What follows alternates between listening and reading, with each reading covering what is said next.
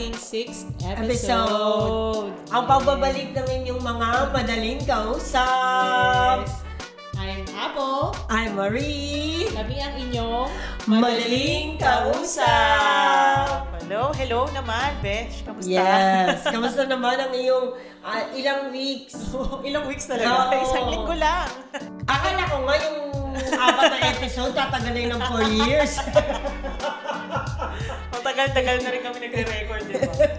Grabe. Natapos na pala, kalain mo. Ang bilis ng araw, sobra. Totoo. Magpapasalamat po kami muli doon sa aming 10 strong followers. Shoutout po dun sa mga palaging nakikinig ng episode namin. Oo. At saka doon pa rin sa mga na nabibitin sila. Yung pa rin yung comment, nabibitin sila. Hindi naman po tayo pwedeng mag-usap ng 3 oras, baka makatulog kayo. Baka hindi nyo na kami pakinggan. Kaya ay, mag-shoutout pala ako, guys, kasi sige. may nag-comment sa akin na college friends ko. Sige. Friend ko na sinabi niya, pa-shoutout ako. Sabi ko, sige, sa 6th episode na. Shoutout to Anthony Banjola and family. Wow! Hello, welcome. Nag-promise ako sa kanya, sabi ko, sige. Nasa Pinas yan, kita. nasa Pinas yan. Sa tingin ko nasa Pinas siya.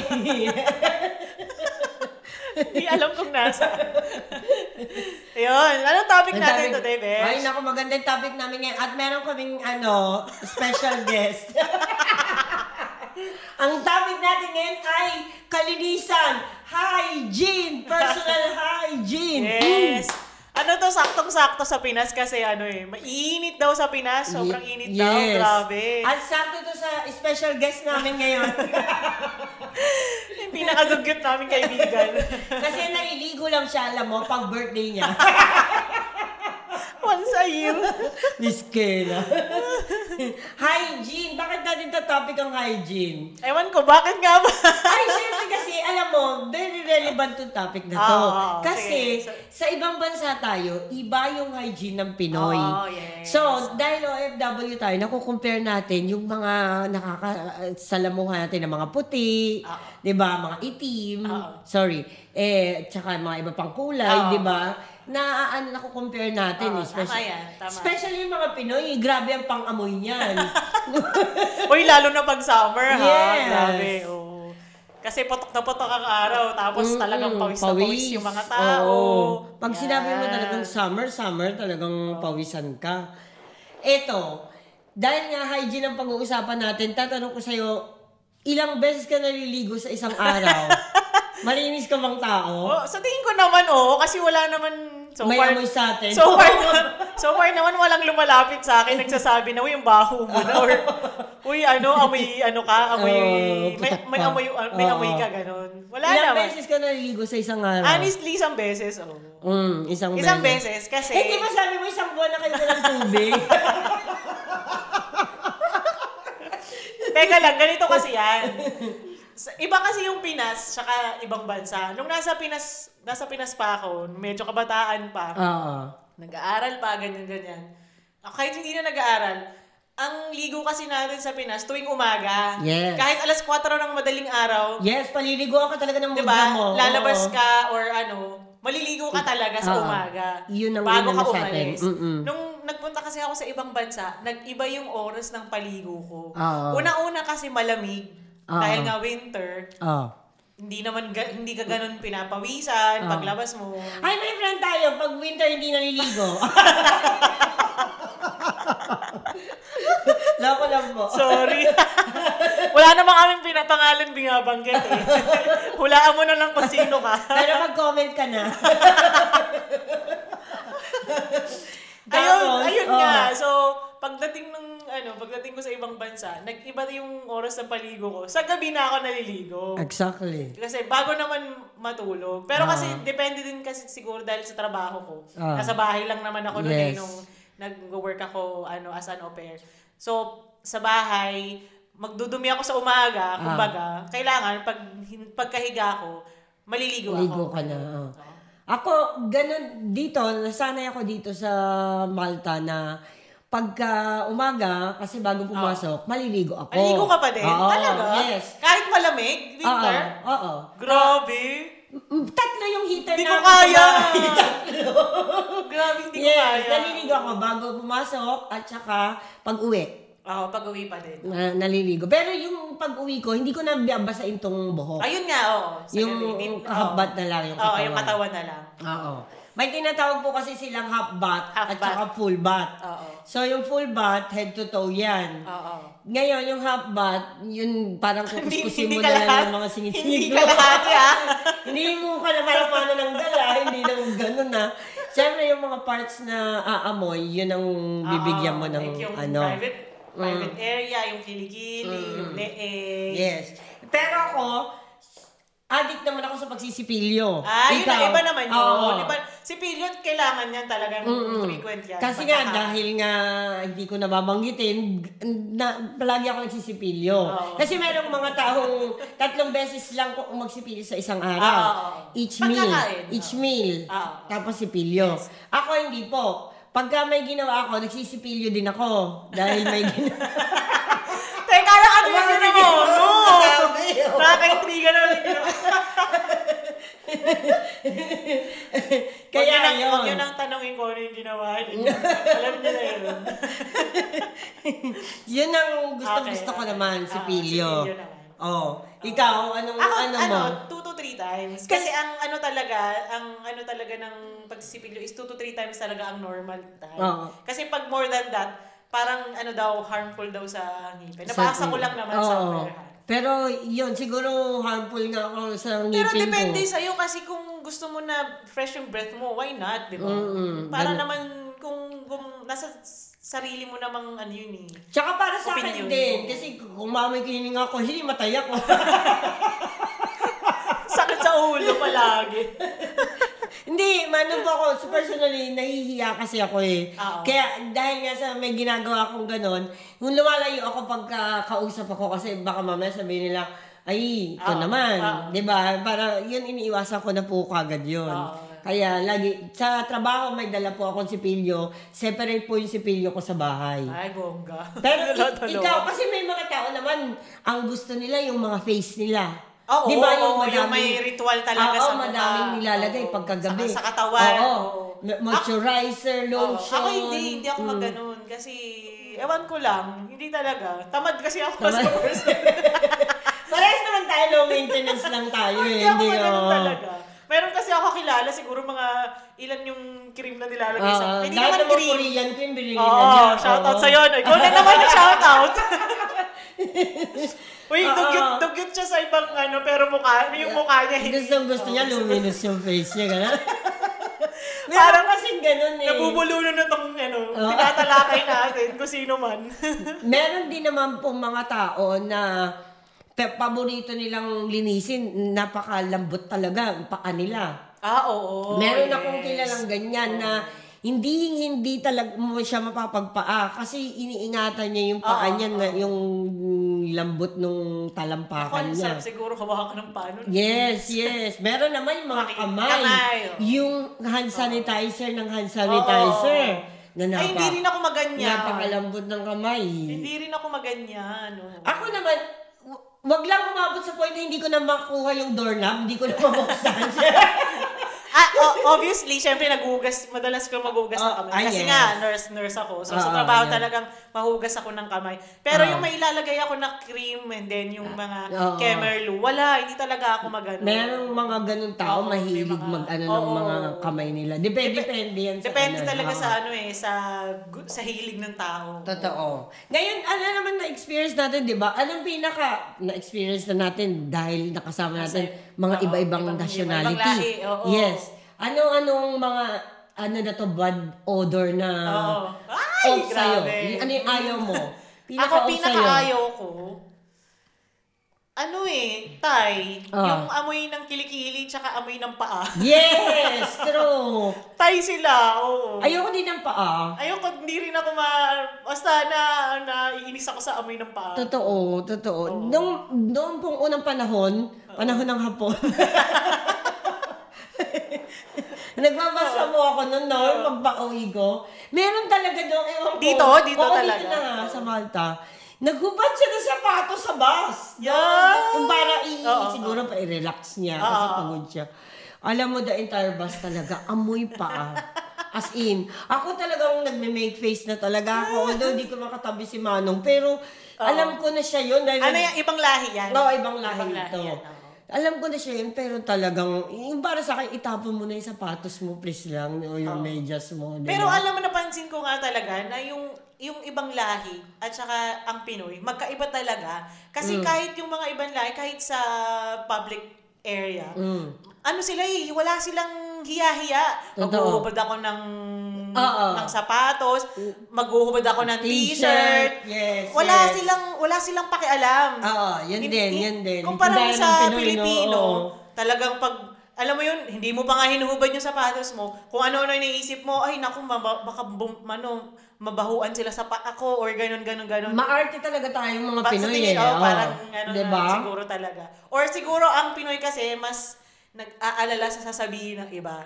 Kaya ganun na lang mag-isip. Pero yun nga, yung sinasabi mo kagaya nung kinuwento mo. Pero yun, super naman talaga yun. Ayoko yun. Off na off ako sa paa, ayan, at saka dun sa putok. Oo. Kasi may mga gawi po yung mga foreigner na mga kapatid natin na ang mga damit po nila, pag isang suot lang, sinasampay lang nila yan. No, iba, totoo. Sinasampay lang nila yan. Hindi nila yan lalaban kagad. Lalo na mga jacket nila. Kasi ay, totoo yan. Yung winter jacket yan, lalo. Kasi hindi po yan, rito, yung kada bihis mo, Laba. ilalagay mo na. Hindi kagaya sa Pilipinas, talagang, pa lang si nanay. Dahil pa dito yung mga mo, ilang araw na hindi mo pa rin lalaban. Uy, pero kasi naman sa atin, makita mo talaga yung kaibahan. Pag uwi mo talaga. Pag uwi mo ng bahay, syempre nag-commute ka, di ba? Ang usok, besh, talagang ang itim. Kahit nga maglinis ka nung ilong mo, kulay itim talaga. Totoo. So talagang yung damit mo talaga, lalabahan mo talaga. Wala kang choice na isampay.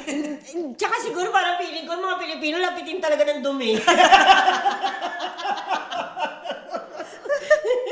At saka siguro din yung weather sa atin kasi most of the time kasi talaga mainit sa Pilipinas. Tsaka konting galaw mo lang, pawis ka na agad. Hindi kagaya dun sa weather ng mga kagaya dito. Yes, oo.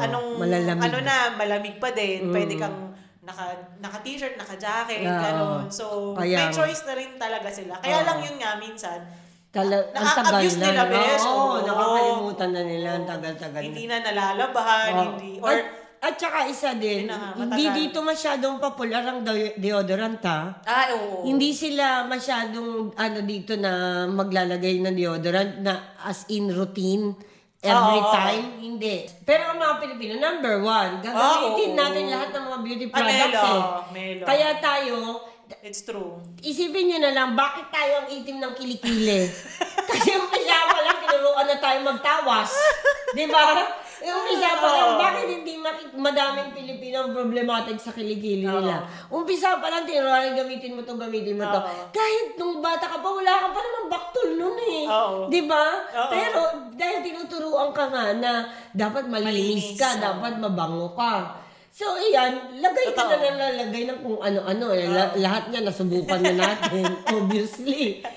At saka yun nga, yung sinasabi natin kanina na natatakot siguro yung mga Pilipino na masabihan na, uy, may amoy ka, ganyan. So, talagang gagawin nila lahat para mawala yung saka mabango sila dapat. Tsaka, yung mga Pilipino kasi gusto nila lagi presentable. Yes. Malinis talaga yung itsurahin nila. Meron namang hindi, pero mostly talaga. Yes. At saka, dapat talaga, pag umaalis, alam na naligo ka. Kasi sinasabi mo pa yun, naligo yan. Kasi asaran, diba? Asaran. Oy, naligo yan, ganyan. Ang problema naman sa atin, ligo din tayo ng ligo ng buhok. Kaya yung mga buhok natin, napaka-dry na yan. Kasi dito po, sinasabi nila na mawawala yung nourishment ng buhok mo kapag araw-araw mong nililigo siya na shampoo. Totoo yan. Alam mo, nung unang-unang hindi siya magiging healthy. Unang-unang taon ko nung nag-ibang bansa ako, yung unang ligo ko na siguro mga 1 buwan, grabe, ang daming lagas ng buhok ko kasi ang sabi pala nila sa ibang bansa, yung mga tubig is may minerals talaga. So malakas talaga yung tubig. Oo, matapang yung tubig. So pag everyday ka naliligo, nasisira nga yung buhok, tsaka nawawala ng nutrisyon yung buhok. Ayun pa ang nakakatawa. Kaya pag nakikita natin, mga kasamahan natin sa trabaho ng mga foreigner, talaga pong naglalagkit na yung mga buhok niyan. Kasi, uy, totoo. Oo, hindi niyan, lalo na yung mga babae dito, hindi nila yan basta-basta nililiguan araw-araw. Totoo yan. Every 4 days yan. Or kahit nga every 5 isang days. isang linggo yan din naliligo. Hahayaan talaga nilang lumabas yung oil ng buhok nila. Kaya ako naman, hindi ako makalapit kasi lagkit na ako sa kanya. Uy, pero totoo yan. Sa galang, di ba, makaarte yung Pinoy? Ako naman parang feeling ko, sabi ko, pwede na ako magprito sa ulo nito. Pero sila wala talaga silang pakialam. Yes. No? Kahit oily na yung buhok nila, nakikita mo na kailangan ng paliguan. At saka, ang gagawin doon, ang pagpapaligo noon, salon. Totoo. Kasi, every twice a week, or twice a month, ganyan, every 3 weeks, ganon. Pupunta ng salon magpapakulay, magpapa-blow dry. Yun na ang tinatawag nila na all totoo yan. ng Totoo hair yan. nila. Totoo yan. Kaya pag pumasok, maganda naman talaga makita. Pag pumasok na, alam mong naligo, ay nagpasalon. Alam mong may ginawa sa buhok. Yung Pinoy kasi walang variation Alam mo naman na naliligo talaga ang Pinoy. Pag pumasok ng basa buhok, ay naliligo to. Which is, totoo. Araw-araw natin yung ginagawa. Minsan nga napapansin pa nga nung ibang lahi na, kasi tayo, di ba, pagka sa Pinas, pumapasok tayo ng basa ang buhok. Dito kasi hindi sila lumalabas ng basa ang buhok. Sabi nila bawal. Pangit. At saka nagbo-blow dry na sila agad pagkaligo nila. Kaya pag ang mga Pinoy makikita nyo dito, paglabas galing bahay, basa ang buhok. Totoo. Pinagtitinginan ng mga ibang lahi. Basa ang buhok na, to the point na nandun na yung pagkabasa sa mga damit. Ganun din ako. Iba naman yung galing beach, pero yung alam mo yung may lakad tapos basa yung buhok nyo. Ang haba ng buhok mo tapos basa, galing ka sa bahay. Yun ang kaibahan naman ng mga Pinoy. Kaya iba talaga kasi tayo palagi talaga tayo nakapokus doon sa Kaya kailangan pag lumabas ako ng bahay, malinis ako. Diba? Kaya makikita mo yung Pinoy, tumatakbo yan, papunta ng bus, basa yung buhok. Pero nakabihis naman na siya. Okay naman na siya. Plus, yan, may mga pulbo yan. Fresh na yan. May cologne yan. Nakabihis ng maayos, planchado ang damit. May napanood nga akong reels. Ewan ko, hindi ko alam kung saan siyang bansa pero yung puti ang nagbibideo, sabi niya ganun, bakit kada makakasalubong ako ng mga Pinoy, amoy laundry detergent sila, sabi niya ganun. Pero don't get me wrong, sabi niya, hindi po masama yung sinasabi ko na laundry detergent. Gusto ko nga yung amoy ng laundry detergent. Ngayon, gusto kong itanong sa mga Pinoy, saan kayo bumibili ng laundry detergent na yun? Sabi niya gano'n. Tapos sabi niya gano'n, sabi niya, may makasalubong ako, gano'n yung amoy. May makasakay ako, gano'n din yung amoy. Ba't pare-pareho? Diba? Isa lang, gusto ko sana mag-komento, isa lang ang ibig sabihin nun. Kasi lahat, ligo. Malinis. Laging naliligo. At saka bagong laba yung damit. Yung damit. Bagong laba, bagong plancha.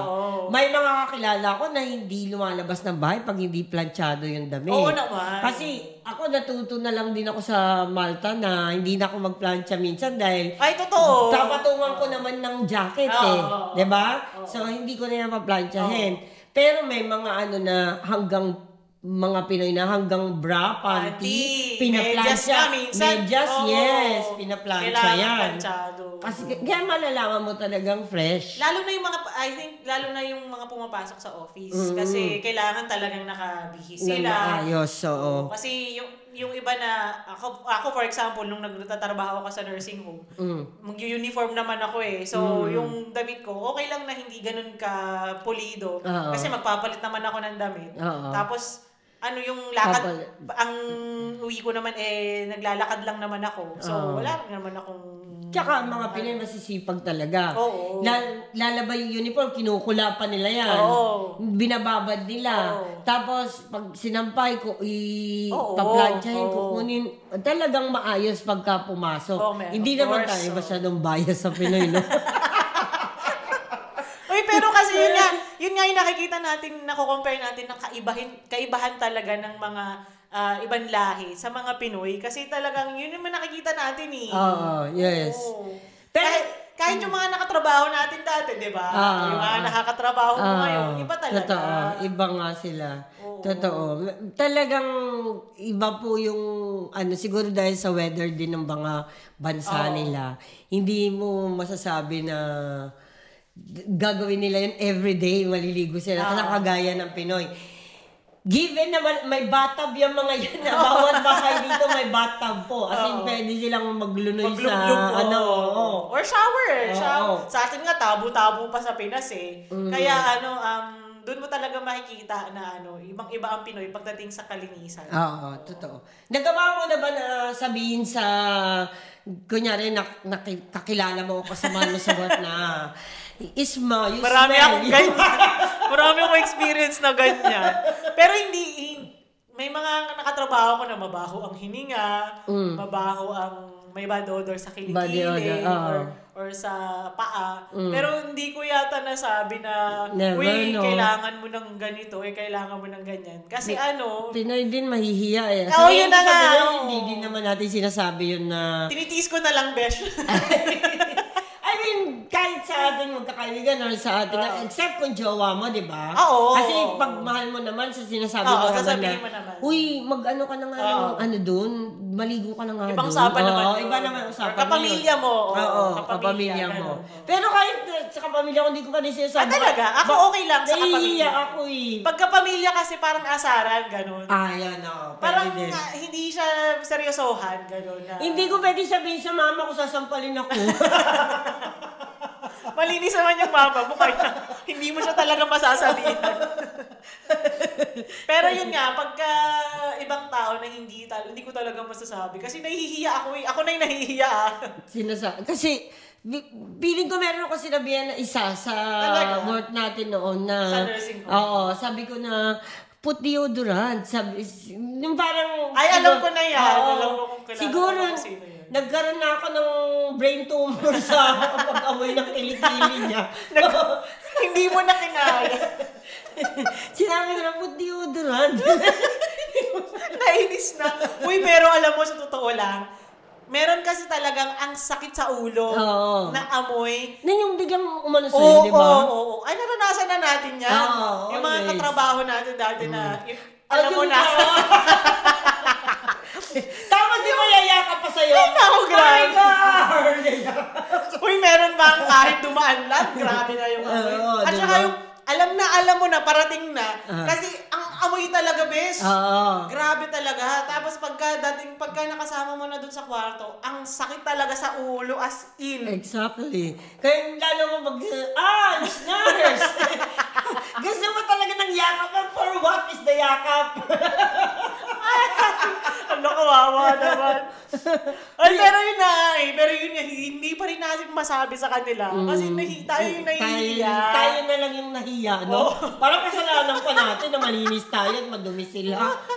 Nag-adjust pa eh. Ayun nga, yun. So, hindi ko talaga nasabi. So, ikaw once mo palang nasabi ever. Pero masasabi mo ba na pinaka-OA yung mga Pinoy sa kalinisan? Minsan or what? Ako, sakto lang. OA ba tayo? Sa akin, sakto lang. Kasi kailangan yun sa buhay eh. Alam mo, hindi ko OA tayo. To the point na, tingnan mo, ini-expect na tuloy natin sa ibang lahi yung gano'n. Syempre, may kultura nila, no? Sa bagay. May point ka, may point ka. Ay, OA tayo. Sa tingin ko kasi, iba yung kinukumpara natin yung kultura natin sa kultura nila. So, talagang pagdating natin sa ibang bansa, yung nakasanayan natin, yun na ini-expect din natin sa kanila. So, na hindi naman hindi talaga dapat. Kasi kanya-kanyang kultura. May bansa na mas mabaho sila, mas okay sila ha. Ay, oo. Mas mahal sila ng mga partner nila. Oo. Di ba? Yan, kasi po, kung aanay natin ng mga kultura, hindi lang ang Pilipino kakaiba. Tsaka depende rin kasi sa kultura nila, yung mga kinakain nila, kaya sila Ganun yung nagkakaamoy, amoy. ganun. Pero meron, yun nga, sa atin nga, sa Pinoy kasi meron din namang may amoy talaga. Oo. Lalo na yung mga hindi pinalad na magkaroon ng malinis na tubig, yung gano'n, yung mga nakatira sa yung mga mahirap na nating kababayan na probinsya. Probinsya yun. So, pero ganun pa rin, sa tingin ko, mahanap pa rin sila ng parang para maging malinis. Oo naman. Malinis mapabatis pa din. man yung poso. In general din naman. Dagat. Kaya yun na nga, pagdating siguro sa ibang bansa, nagiging OA na yung Pinoy kasi OA tayo. In-expect din nila na yung iba. Pero huwag ka ha. May mga ibang lahi din na nagrereklamo sa mga kalahi nila. Yun talaga. Na mabaho din talaga sila. Lalo na. So, feeling ko, sa akin talaga sakto lang. Pero sa atin siguro yung natin, ina-avoid lang natin na masabihan tayo kagad na, yun. uy, may putok kayong mga Pinoy. Yan talagang ipaglalaban ko yan. Excuse me, wala kaming mga putok. Feeling ko wala. Kasi diba? wala pa akong nakatrabaho na or Pinoy na, ipaglalaban ko yan. Tapos sinasabi nga sa amin sa work na kayong lahat ng malilinis kayo. Sabi ko talagang proud ako, yes. Talagang yes. Hindi kami yung parang binangon lang tapos pumasok na sa work, di ba? Kasi, para po sa inyong impormasyon, yung kultura po nila sa ibang bansa, ganun po kasi yung ginagawa nila. Ang pasok siguro nila ay 8. Gigising sila ng mga 7, 7:30. Siyempre may mga sasakyan naman yan. May sasakyan pa. Ang gagawin nila, minsan kumakain lang. Magsisipilyo, hilamos ang muka, bihis, magpapalit ng papasok na. Kasi iyon ang namin lagi na, hindi yung parang binangon lang ako, tapos pasok na ako. Hindi meron pa kang iba, hindi nag-aayos ng buhok, tsaka talagang gulo-gulo pa yung buhok na, lalo na yung mga lalaking ibang lahi, hindi pwede po yan sa mga Pinoy. Sa mga Pinoy, hindi talaga. Kasi tayo, medyo talagang yung kaartehan natin, next level na yan Medyo vain kasi talaga yung mga, lalo na yung mga OFWs ha. Medyo talaga yan sila sa mga itsura. Malinis tayo. Kailangan talaga presentable, maayos, mabang. hindi. Kasi alam mo kung bakit? Natatakot din tayo sa kapwa natin Pinoy. Kanyari pag may nakasalubong ka na Pinoy sa bus, tapos maamoy ka, unang-una, ang magbabas sa'yo, Pinoy. Yes. Diba? Nung nakatabi kong Pinoy sa ganitong bus. Ganun talaga. Feeling ko kaya ang mga Pinoy, gusto nila malinis sila pagka ayaw din natin mahusgahan kasi. Oo. Kaya OA po tayo. Aminin nyo yan. Pinipilit nyo palagi, may likas papaya dito, Kojic, ganyan. Kahit ang mahal-mahal, bibili pa din kayo. Uy, totoo kasi nga ini-import pa yung ibang beauty products from Philippines. Talagang, may tindahan tayo dito na hinahanap nyo talaga yung produkto natin. May likas papaya. May magpapagluto pa nga dito. Kaya diba? Kung dutusin, pwede naman po, may mga alternative naman na Dove soap, which is €1.50. Pero tayo talagang ganang napaka-arte natin. Ay naku, sabi mo, wala na akong Kojic, wala na akong ganyan, kailangan ko nang bumili. Shout out po sa mga nagko-Kojic dyan. Ay hindi ako ganun, hindi ako nagpapapawas. Yung may specific na soap. Siguro sa mukha, may mga certain face lang ako na yung pag talagang sobrang tigyawat ko. Kasi hiyang ako sa pants. Ako night cream lang. Actually, di kasi ako tinitigyawat Ang swerte mo naman. Ako talaga mayroon lang ako season na tinitigyawat. Tapos, pagka nagtigawat ako, magpa-pants na ako niyan. So, bibili talaga ako ng pants. Pero maglalast naman siya for ilang months talaga. So, yun lang. Pero yung mga... Pero pants naman available naman dito yun. International. Wala siya sa mga supermarket. Doon lang sa tindahan na Pinoy. Talaga? Yun lang. Or bibili mo galing Pinas. Tignan mo. Kaya mahilig din yung mga Pinoy ganyan. Uwi ka, bilan mo ako ng cream silk. Yes, oo. Ganyan.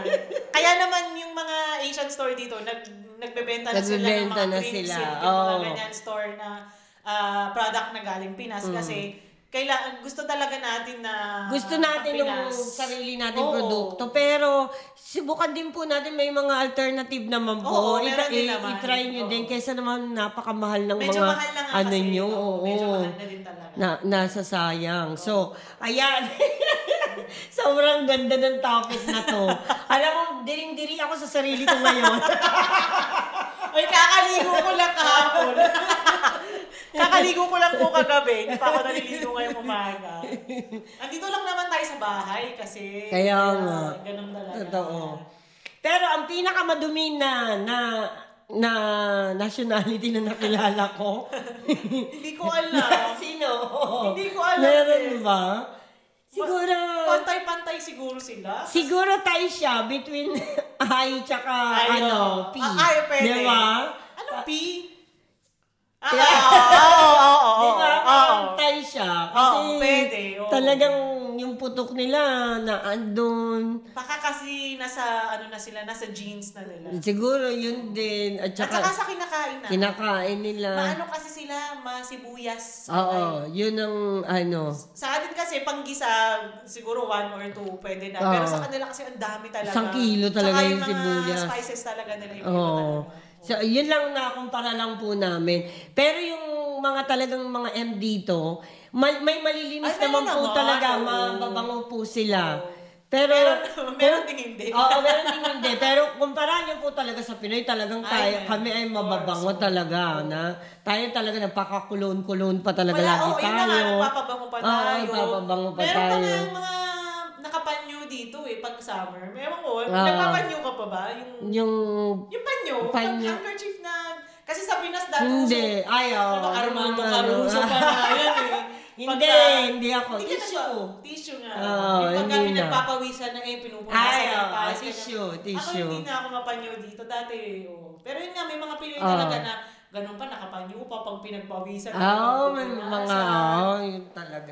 Pero hindi po, yung po nila, bansa po nila, ito pong mga mahilig din po sila maligo. Tsaka malinis sila kasi may mga labakara sila. Nila yan ng sabon. Tapos tsaka nila yun yung katawan nila. Tapos babalawan nila yun. Tapos babalawan din nila yung katawan nila. At saka naghuhugas sila ng pasintabi po sa mga kumakain. Naghuhugas sila ng puwit pagkatapos dumumi. Kasi merong mga bidet dito tinatawag nila na. Marunong sila. Ngayon nauso na sa Pinas yung mga bidet. Kaya nga. Di ba? Hindi na uso yung tabo sa atin yung bidet na ngayon bidet. Pagkatapos mo dumumi. Bidet, tapos may natira. Meron talaga silang para rin silang mga Italian na pagka dumumi, kailangan na hinuhugasan. Pero kasi ibang lahi na hindi, nagtitisyo lang. Marunong po sila dito, hindi po sila madumi dito na iisipin ninyo. Kasi kahit po yung mga bed linens nila, pinapalitan nila yan. Mahilig sila niyan. At saka, napansin ko nga, feeling ko din na may yung mga matatanda kasi dito, dahil nga sa bahay sila mostly, yung mga housewife, at yung mga lalaki yung nagtatrabaho, dati sila nga yung nakikita ko talaga, ang alas 6 na umaga, naglilinis yan. Nag-squeezer yan ng bahay, yung labas ng bahay. Sila yung mga nakikita mong pinaka-malilinis ng labas. Pati yung mga bintana, di ba? Mahuhulog na nga yung iba, kalilinis ng bintana. Malilinis din naman talaga sila. Ayun. Anong natutunan natin? Maligo araw-araw. Maligo, magsipilyo, malinis sa katawan. Para din naman sa atin. Yeah. Para hindi tayo napupunta. Para ng sakit. Yes. Mabugas ng kamay. Tsaka importante rin yan para sa mental health. Kasi kung malinis ka, para diba, pag-fresh yung pakiramdam mo. Iba yung magaan. Iba yung feeling na kapag ang linis mo. Tsaka yung hindi mo inaalala kung ano yung sasabihin ng iba. Baho naman, ganito ganyan. Iba yung pakiramdam sa sarili. Pero no doubt naman po yung number 1 mga Pinoy sa kalinisan. Sa tingin ko din, mga Pinoy. Yes! Palakpakan natin ang mga Pinoy. Doon lang tayo nanalo. Ayan, natapos na naman po ang pakikipag-chikan. Yes! Salamat po po sa inyong Maraming pakikinig. salamat sa inyong pakikinig. Naway naaliw namin kayo sa napakaliit na oras na aming ibinigay. Wag naman po kayo maligo agad pagkatapos itong episode natin, ano? Baka na-inspire kayong maligo agad eh. Sa tingin ko, hindi ma-inspire yung friend natin na yun. Sa tingin ko din, hindi. Siya na yun eh. Mulit-muli po, ito ang inyong mga Madaling kausap! Yay! Yay!